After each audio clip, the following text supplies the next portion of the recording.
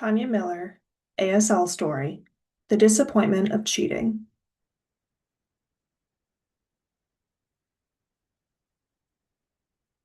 I recently started teaching ASL in a high school. No, I won't say the name of the high school, but I started about 2 or 3 years ago.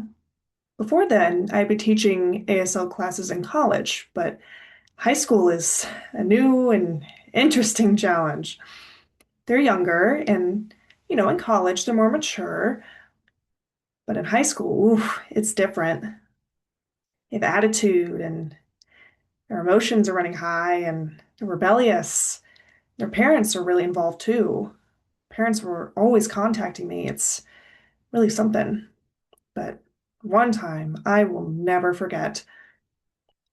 So I have high expectations for my ASL class, and many of my students are good, but a few, oof, it's tough for them to sign. It's really hard. It looks like they can't figure out the internal struggle. Finally, one time we were watching a movie called Through Deaf Eyes, or you know the movie. So we were watching it maybe 2 or 3 class days, and when that was finished, I had a list of questions that they had to follow along with the movie and fill out the answers. Now, I let them know that we will have a test on that paper. You read through the questions, and it's a very simple assignment. It's not in depth, it's very basic information. So I thought that would be a good opportunity for the students who were struggling with signing to watch the movie, read their paper, and take the test. It would boost their grade. So when everything was said and done, we had watched the movie, we had turned in the assignment, and everything was fine. We were ready to take the test. And on it's a website through a program called School Interpreter Clarification. It's a high school program. It's kind of like Google Classroom. Do you know that program? It's basically copy and paste. It's the same thing. It's called School Interpreter Clarification. So everything was on that program. You have to log on, read the questions, and type out your answers. No big deal. But I noticed 2 or 3 students, they were taking their time. Everybody else had finished, but I was curious about those remaining students. So I had the program as well.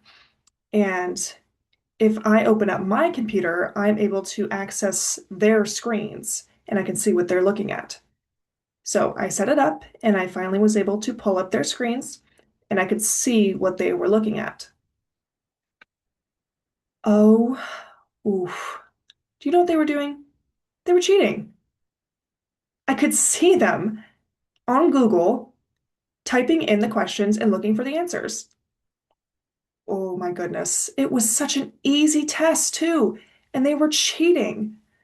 Oh, I waited until they were finished. I didn't want to blow up on them. So I waited till everybody was done and I got their attention and I said, I can see your screens. And I see that some of you are typing the questions into Google to find the answers. And I'm very disappointed. Those of you, when you're finished with class, you know who you are. Come up here and see me. So when class was finished, guess how many students came up to see me? Guess. 0, 1, 2, let's say about 18.